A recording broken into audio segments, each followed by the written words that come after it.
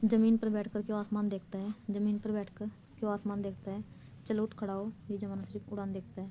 Hi everyone, good morning, how are you friends, कैसे हैं आप सब। फ्रेंड्स, लास्ट वीडियो मैंने आपको हिंदी के लगभग 133 क्वेश्चन सीटेट प्राइमरी लेवल के डिस्कस कर चुकी हूँ मैं। आज मैं आपके सामने उसी पार्ट को आगे बढ़ाते हुए कुछ क्वेश्चन बचे हुए हैं हिंदी के, उनको डिस्कस करने के लिए जाती हूँ। तो फ्रेंड्स चलिए शुरू करते हैं। 134 क्वेश्चन मैं आपको डिस्कस कर चुकी हूँ, फिर भी 134 का दोबारा से हम आंसर देख लेंगे। 134 का आंसर भाषा शिक्षक के लिए जरूरी है कि मैं भारतीय भाषाओं की विविधता को स्वीकार करें और समृद्ध साहित्य की सराहना की दृष्टि से देखें। क्योंकि विविधता होगी तो उसमें बहुत सारी लैंग्वेज ऐड हो सकती है, तो इस वजह से हम जो जितनी डाइवर्सिटी है उसको ऐड करेंगे, स्वीकार करेंगे और सराहना भी करेंगे। 133 का मैंने बता देता है आपको। भाषा सीखने सिखाने की प्रक्रिया में सबसे कम महत्वपूर्ण है भाषा की पाठ्य पुस्तक, भाषा का आकलन, भाषा शिक्षण की पद्धति, भाषा का परिवेश। सबसे कम महत्वपूर्ण है तो सबसे कम महत्वपूर्ण हो जाएगा इसमें भाषा की पाठ्य पुस्तक, क्योंकि अगर प्राइमरी लेवल में हम बच्चों को बुक्स वगैरह ना दें, उनको डायरेक्टली उसे विजिट करा दे तो वो अच्छा करेंगे। सबसे कम है, बाकी तो भाषा का आकलन, भाषा शिक्षण पद्धति, भाषा परिवेश है तो कम, भी लेकिन सबसे कम पूछा है तो सबसे कम पाठ्य पुस्तक हो जाएगा इसमें। नेक्स्ट है 136।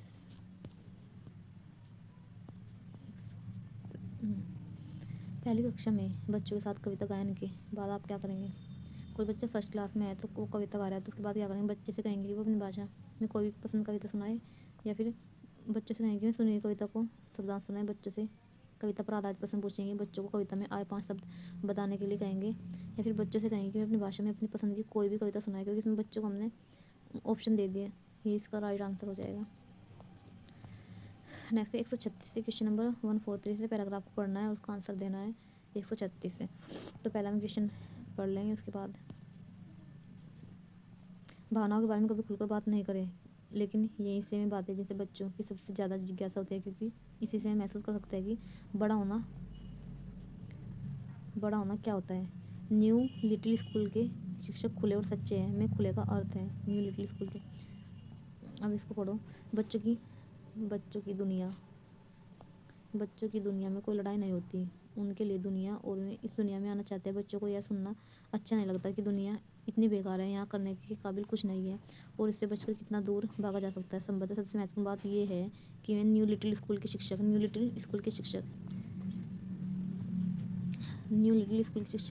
खुले और सच्चे हैं, अर्थात ये लोग उन सभी विषयों पर बात करने के लिए तत्पर रहते हैं जिन पर बच्चे बात करना चाहते हैं। वे अपने सच्चे विचार प्रकट करते हैं और कोई बात अगर वे नहीं जानते तो स्वीकार भी कर लेते हैं। ज़्यादातर शिक्षकों के साथ ऐसा नहीं है। सर्वेक्षण से यह स्पष्ट है कि 90% अमेरिकी शिक्षक विवादास्पद विषयों के बारे में स्कूल में बात करने में विश्वास नहीं करते तथा बच्चों को भी इस विषय के बारे में बात नहीं करने देते। हालांकि वे अच्छी तरह से जानते हैं कि बच्चों की इन विषयों में सबसे अधिक रुचि होती है, इसलिए पारंपरिक स्कूलों में बच्चे ज़्यादा बात नहीं कर सकते और जब करते में भी है तब वे चाहते हैं कि वे बात नहीं कर सकते और ईमानदारी से नहीं कर सकते। इसके अलावा शिक्षकों को प्रशिक्षण में बार बार सिखाया जाता है अनिश्चय और उलझन को कभी स्वीकार नहीं करें। अनिश्चय और उलझन को सबसे अहम बात यह है कि उसमें कूट कर भरा जाता है कि छात्रों से एक पेशेवर दूरी रखकर अपने व्यक्तिगत जीवन और भावनाओं के बारे में कभी खुलकर बात नहीं करें। इसलिए ये में बात है जिससे बच्चों की सबसे ज़्यादा जिज्ञासा होती है, क्योंकि इसी से में महसूस कर सकते हैं बड़ा होना क्या होता है। अब देखो इन्होंने इसमें जो बताया न्यू लिटिल स्कूल, ठीक है, न्यू लिटिल स्कूल खुले हैं, इसका अर्थ क्या होगा। तो इसमें देखा है न्यू लिटिल में ना खुले और सच्चे है, खुले और सच्चे। न्यू लिटिल स्कूल खुले और सच्चे अर्थात इन लोगों से बात प्रतिदिन बच्चे बात करना चाहते हैं, खुले और सच्चे। तो इसमें राइट आंसर आ जाएगा खुले तौर पर काम करने वाले। न्यू लिटिल स्कूल खुले तौर पर काम करते हैं, ये ओपन रहते हैं, ठीक है, ना कि खुले स्थान में रहते हैं। फिर बिना दुराव छिपाव की बात करना, ये व्यापक रूप से सोचने वाले। नेक्स्ट 137 क्वेश्चन हो जाएगा। 137 में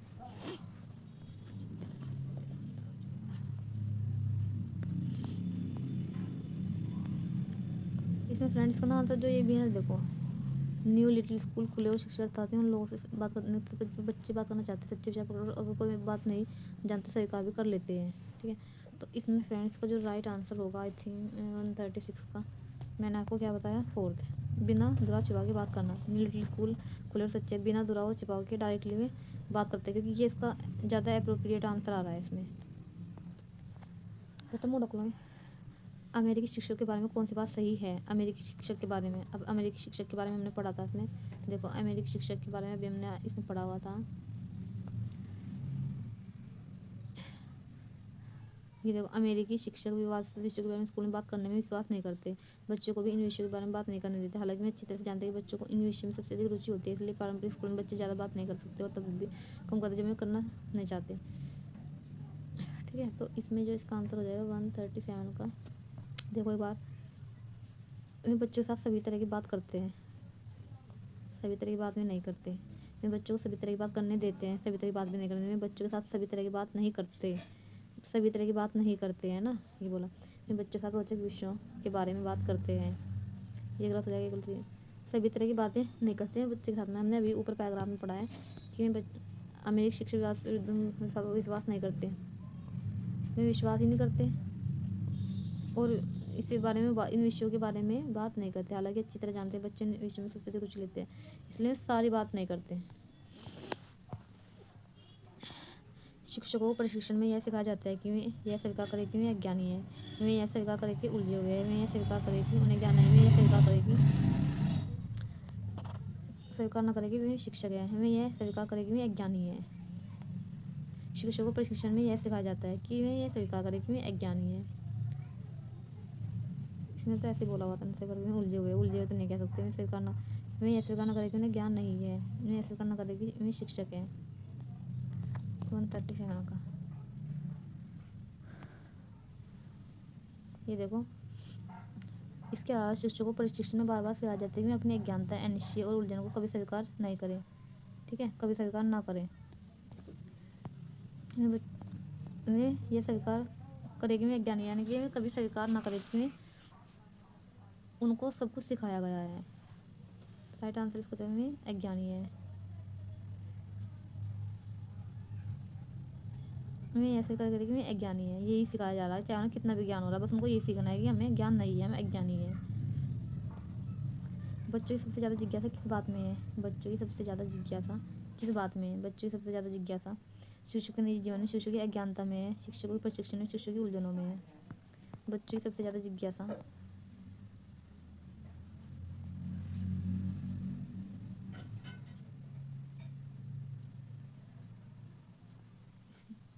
हालांकि बच्चे बनतों की विषय में अधिक रुचि होती है, इसलिए पारंपरिक स्कूल में बच्चे ज़्यादा बात नहीं कर सकते।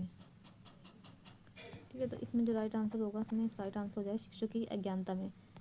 और टीचर को नॉलेज नहीं है तो बच्चा तुरंत ही उस चीज़ में इंटरेस्ट लेगा, बच्चों की अज्ञानता में। शिक्षकों की अज्ञानता में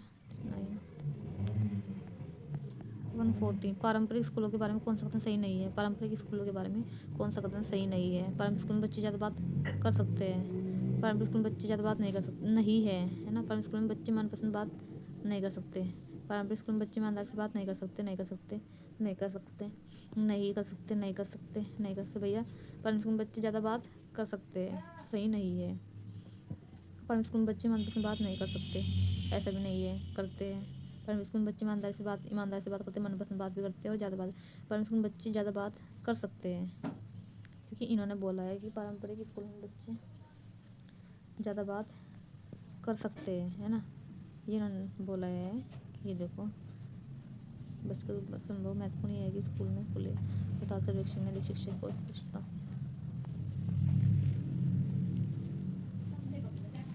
इसलिए पारंपरिक स्कूल में बच्चे ज़्यादा बात कर सकते हैं, जबकि वे तो बात वे चाहते हैं कि मैं बात नहीं कर सकते और ईमानदारी से भी नहीं कर सकते हैं ना। ये सब इन्होंने बता दिया विषय के बारे में बात। हालांकि मैं अच्छी तरह जानते हैं बच्चों विषय में सबसे अधिक रुचि लेते, इसलिए पारंपरिक बच्चे ज़्यादा बात नहीं कर सकते। इन्होंने कहा कि इन्होंने इसमें बोला है पारंपरिक स्कूल में बच्चे ज़्यादा बात नहीं कर सकते, तब ये सही हो जाता, और इनको चाहिए सही नहीं है। 141। बच्चों की दुनिया में कोई लड़ाई नहीं होती, वाक्य से तात्पर्य है बच्चों की दुनिया में कोई लड़ाई नहीं होती। तो फर्स्ट लाइन में इन्होंने क्लियर दे रखा है, बच्चों की दुनिया में कोई लड़ाई नहीं होती, बच्चों की दुनिया में कोई लड़ाई नहीं होती, बच्चों की दुनिया में कोई लड़ाई नहीं होती, इसलिए दुनिया और की दुनिया में आना चाहते हैं। तो क्लोज हो रहा है, बच्चों की दुनिया में कोई लड़ाई नहीं होती। बच्चे दुनिया में कोई लड़ाई नहीं होती। विचार शब्द में एक प्रत्यय लगाने पर क्या बनेगा? विचार शब्द में एक प्रत्यय लगाने पर क्या बनेगा? वैचारिक हो जाएगा इसमें तो। विचार प्लस एक वैचारिक इसमें आ जाएगा ना।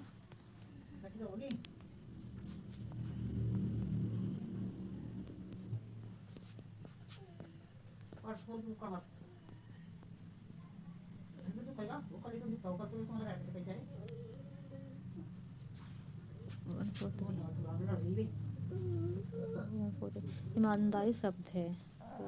ईमानदारी शब्द है क्योंकि व्यक्तिवाचक संज्ञा किसी विशेष व्यक्ति के बारे में संज्ञान करते, जैसे राम, गीता, सीता।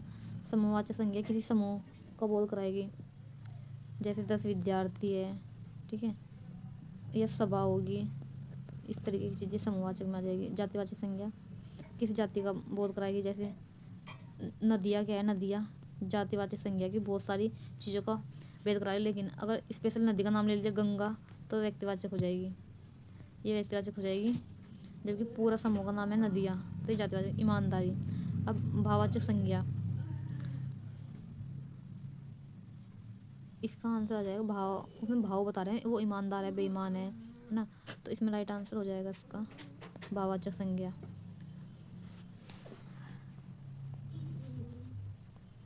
महिलाओं ने पेड़ों, अच्छा पैराग्राफ है, पहले क्वेश्चन पढ़ लेते हैं फ्रेंड्स। क्वेश्चन में क्या क्या आएगा देखो। महिलाओं ने पेड़ों का रक्षा बंधन क्यों किया? वन काटने का सबसे अधिक कष्ट महिलाओं को क्यों उठाना पड़ता है? चीड़ के पेड़ों को किससे बहुत नुकसान हो रहा था, या फिर पेड़ काटने में किसका खतरा बढ़ जाएगा? अब देखो इन्होंने एक पैराग्राफ दिया है, इसमें से सबसे पहला क्वेश्चन है महिलाओं ने पेड़ों का रक्षाबंधन क्यों किया? यह उस घाटी की रस्म थी, पेड़ों को सुंदर बनाने के लिए, उनकी मरम्मत पट्टी करने के लिए, पेड़ों को बचाने के लिए।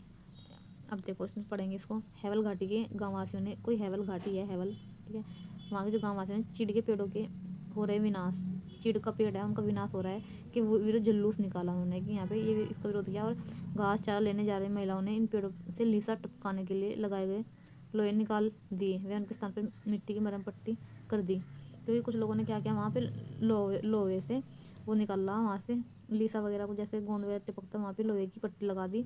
और महिला जो कुछ वहाँ से घास चारा लेने जा रही थी, तो उन्होंने क्या किया, उनको निकाल के उनके स्थान पर मिट्टी और मरम पट्टी कर दी। महिलाओं ने पेड़ों की रक्षा बंधन भी किया। महिलाओं ने पेड़ों का रक्षा बंधन भी किया, ठीक है। आरंभ से ही लगा कि वृक्ष बचाने महिलाएं आगे आएंगी। वन काटने का सबसे अधिक कष्ट उन्हीं को उठाना पड़ता, क्योंकि घास चारा लाने के लिए उन्हें दूर जाना पड़ता है। कठिन स्थानों से घास चारा एकत्र करने में कई बार उन्हें बहुत चोट लग जाती है। वैसे भी पहाड़ी रास्ते पर घास चारे का बोझ लेकर 5-10 किलोमीटर या उनसे भी ज़्यादा चलना बहुत कठिन हो जाता है। इस आंदोलन की बात ऊंचे अधिकारियों तक पहुंची तो उन्हें लीसा प्राप्त करने की दो तरीके की जांच करवानी पड़ी। जांच में स्पष्ट हो गया कि बहुत अधिक लीसा निकालने के लालच में चीड़ के पेड़ों को बहुत नुकसान हुआ और इस अनुचित तरीके पर रोक लगी। चीड़ के घायल पेड़ों को आराम मिला, एक नया जीवन मिला। तभी से खबर मिली कि इस इलाके के बहुत से पेड़ों को कटाई के लिए नीलाम किया जा रहा है। लोगों ने पहले तो अधिकारियों को ज्ञापन दिया तथा जहाँ पहले से घास चारे का संकट है और वहाँ व्यापारिक कटान न किया जाए, तब अधिकारियों ने गाँववासियों की मांग पर ध्यान न देते हुए नरेंद्र नगर में नीलामी की घोषणा कर दी। तो गाँववासी जुलूस बनाकर वहाँ की नीलामी का विरोध करते पहुँच गए। वहाँ एक ठेकेदारों से हैवल घाटी की महिलाओं ने कहा, आप इन पेड़ों को काटकर हमारी रोजी रोटी मत छीनो। पेड़ काटने से यहाँ बाढ़ व संकलन का खतरा भी बढ़ जाएगा। कुछ ठेकेदारों ने तो वास्तव में वह बात मानी, पर कुछ अन्य ठेकेदारों ने अंदरवाने और सलेख के जंगल खरीद लिए। अभी 144 पढ़ेंगे। सबसे पहले हैवल घाटी में किन पेड़ों के होने वाले विनाश के लिए जुलूस निकाले गए? चीड़ के पेड़ को लेके, क्योंकि ना तो देवदार का पेड़ है ना पीपल का, नाम हो चीड़ के पेड़ को लेके। फर्स्ट लाइन में इन्होंने बोला है चीड़ के पेड़ को लेके। महिलाओं ने पेड़ों की रक्षा बंधन क्यों किया? महिलाओं ने पेड़ों का रक्षा बंधन क्यों किया? यह उनकी घाटी की रस्म थी, ऐसा नहीं है, ये गलत हो जाए। पेड़ों को सुंदर बनाने के लिए, ऐसा भी नहीं है। उनकी मरम्मत पट्टी करने के लिए नहीं, पेड़ों को बचाने के लिए उन्होंने उनका रक्षाबंधन किया। लीसा निकालने के लिए वहाँ पे लोहे की कील वगैरह ठोकी और उसको निकाल के उन्होंने मिट्टी और पट्टी बांध दी। नेक्स्ट है वन काटने का सबसे अधिक कष्ट महिलाओं को क्यों उठाना पड़ता है? केवल उन्हीं उन्हीं ही वन से प्रेम था या फिर उन्हें चलाने के लिए दूर भी जाना पड़ता? उन्हें वनों की घनी छाया नहीं मिलती, उन्हें वनों में लीसा नहीं मिलता। तो जो राइट आंसर हो जाएगा अकॉर्डिंग टू पैराग्राफ, इसका राइट आंसर हो जाएगा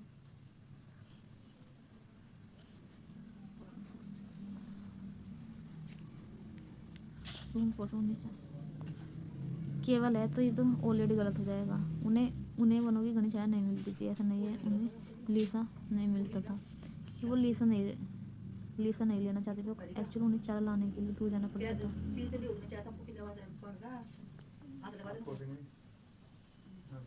इसलिए उन्होंने वन काटना सबसे अधिक कष्ट महिलाओं को क्यों उठाना पड़ा, इसीलिए ये रीजन है उनका। चीड़ के पेड़ों को किससे बहुत नुकसान हो रहा था? बहुत ऊंचे अधिकार से अधिकार चारा लाने से, बहुत अधिक लीसा निकालने से, कुछ ठेकेदारों से। बहुत ऊंचे अधिकारियों से नहीं हो रहा था क्योंकि अधिकारी ने उनकी जांच की और बहुत अधिक लीसा निकालने से उनको नुकसान होता है एक्चुअल, या फिर कुछ ठेकेदारों से ये हो सकता है। लेकिन उसका पूरा आंसर जो राइट हो, बहुत अधिक उनमें से लीसा निकला, इस वजह से उनको नुकसान हुआ है। पेड़ काटने से कितना खतरा बढ़ जाएगा? पेड़ काटने से किसका खतरा बढ़ जाएगा? अगर पेड़ कटेंगे तो सबसे पहले तो बाढ़ और लकड़ी का भूसंकलन और बाढ़ का भूसंकलन और लकड़ी का सबसे ज़्यादा तो लकड़ी और चारे का तो ये तो बढ़ेगा, लेकिन अगर इसका खतरा सबसे ज़्यादा बढ़ेगा तो भूसंकलन और बाढ़ का खतरा बढ़ जाएगा इसमें। नहीं, रोटी रोजी शब्द है, शब्द युग में दिख रहा है। रोटी रोजी शब्द है शब्द युग, क्योंकि 2 वर्ड है इसमें। इन्होंने पूछा कि रोटी रोजी शब्द में शब्द है, रोटी रोजी है शब्द युग में शब्द है इसमें। संज्ञा सर्वनाम विशेषण, संज्ञा वो है किसी वस्तु स्थान के बारे में संज्ञा हो जाएगी। सर्वनाम संज्ञा से मिलकर बनेगा। विशेषण सर्वनाम की विशेषता बताते हैं, जैसे शब्द युग्म हो जाएगा उसमें पूरा विशेषण सर्वनाम। गंगा मैली हो गई, राम तेरी गंगा मैली हो गई। जैसे राम है, राम इसमें, तो इसमें जो राम है ये सब्जेक्ट हो जाएगा, ठीक है। गंगा मैली विशेषण हो जाएगा, या फिर जहाँ पे संज्ञा नहीं होगी वहाँ पे सर्वनाम हो जाएगा। राम इसमें सर्वनाम हो जाएगा। गंगा मैली हो गई, विशेषण इसमें मैली हो गया। और सब्जी में रोटी रोजी सब्जी में हो जाएगा। अब नेक्स्ट क्वेश्चन हो जाएगा इसमें, कुछ ठेकेदार ने तो वास्तव में यह बात मानी, तो इसमें पूछा उन्होंने कि इसमें निपात शब्द क्या है, इसमें निपात शब्द कौन सा है? कुछ तो नहीं होगा, संज्ञावाचक हो जाएगा, या तो नहीं होगा या ते होगा। तो उसमें जो निपात होता है वो ते होता है अधिकतर, वह हो जाएगा। तो हम इसमें सर्वनाम बोल लेंगे या इसको संज्ञा बोलेंगे, वह। तो ये कुछ ठेकेदार ने तो वास्तव में यह बात मानी। निपात शब्द वो शब्द होते हैं जो किसी बात पर अगर बल देने के लिए उनको यूज किया जाता है, जिसका उपयोग किसी बात के ऊपर बल देने के लिए किया जाता है, और शब्द के जो सर्वनाम है, संज्ञा है, उनके ऊपर भी कोई इफेक्ट नहीं पड़ता। तो फ्रेंड्स, ये कुछ क्वेश्चन थे 2018 सीटेट 2018 जो मैंने इसको डिस्कस किया था आपके सामने, और उम्मीद करती हूँ कि ये वीडियो आपको अच्छी लगी होगी। फ्रेंड्स, मुझे कमेंट सेक्शन में ज़रूर बताना कि ये वीडियो आपको कैसी लगी है फ्रेंड्स। थैंक यू, जय हिंद।